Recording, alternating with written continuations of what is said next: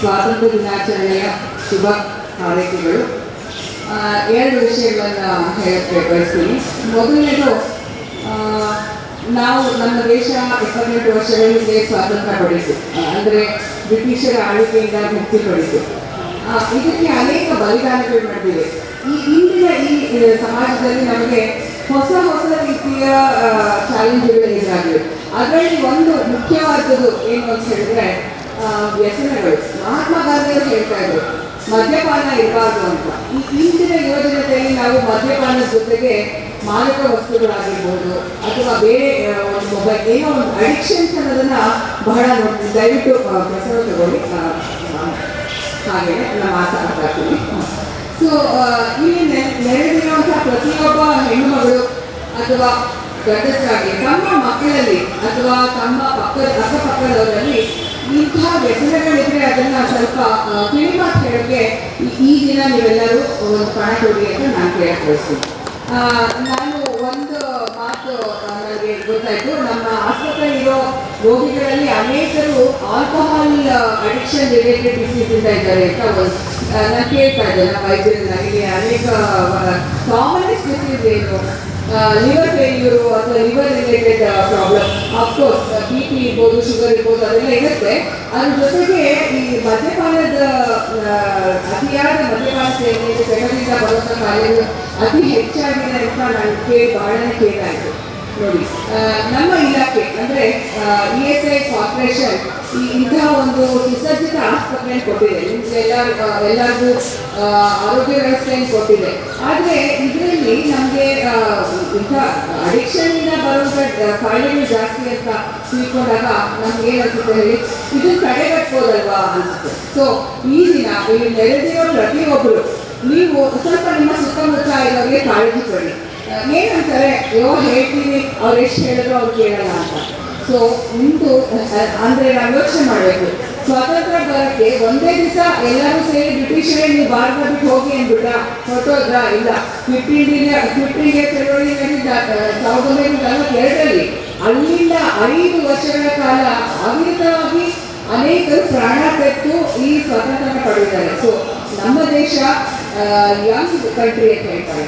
ಅಂದರೆ ಆಲ್ಮೋಸ್ಟ್ 40% ಭಾರತೀಯರು 30 ವಯಸ್ಸಿಗಿಂತ ಚಿಕ್ಕವರು. ಇವರು ಮುಂದೆ ನಮ್ಮ ದೇಶನ ಬೆಳೆಸಬೇಕಾಗಿರೋರು. ದಯವಿಟ್ಟು ಅವರಿಗೆ ಒಂದು ಒಳ್ಳೆ ಮಾರ್ಗದರ್ಶನ ಹಾಕಿಕೊಡಿ.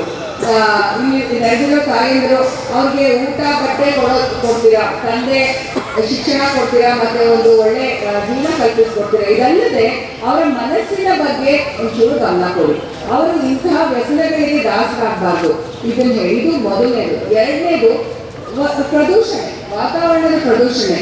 ನಾನು ಎಲ್ಲೇ ಹೋದಾಗಲೂ ನೋಡ್ತೀನಿ ಅಲ್ಲೇ ಬಿಸಾಕಿರ್ತೀವಿ. ಇವಾಗ ಕೇರಳದಲ್ಲೂ ದುರಂತ ಆಯಿತು. ಏನಕ್ಕೆ ಯಾಕೆ ಹಿಂಗಾಯಿತು? ಪ್ರಕೃತಿನ ನಾವು ಎಷ್ಟು ಜನ ಪೋಷಣೆ ಮಾಡ್ತಾ ಇದ್ದೀವಿ. ಇದು ಇನ್ನೊಂದು ಎರಡನೇ ವಿಷಯ. ಈ ದಿನ ತಾವೆಲ್ಲರೂ ನಿಮ್ಮ ಕೈಲಾದಷ್ಟು ಅದಕ್ಕೆ ಕಾಂಟ್ರಿಬ್ಯೂಷನ್ ಕೊಡಿ ಅಂದರೆ ದುಡ್ಡು ಕೊಡಿ ಅಂತಲ್ಲ. ಈಗ ಯಾರೋ ಒಬ್ರು ಕಸ ಬಿಸಾಕಿರ್ತಾರೆ, ತೆಗೆದು ಹಾಕಿ. ಆಮೇಲೆ ಪ್ಲಾಸ್ಟಿಕ್ ಬಳಕೆನ ಕಡಿಮೆ ಮಾಡಿ. ಆದಷ್ಟು ಗಿಡ ಮರಗಳಿಗೆ ಪೋಷಣೆ ಕೊಡೋಕ್ಕೆ ಪ್ರಯತ್ನ ಮಾಡಿ.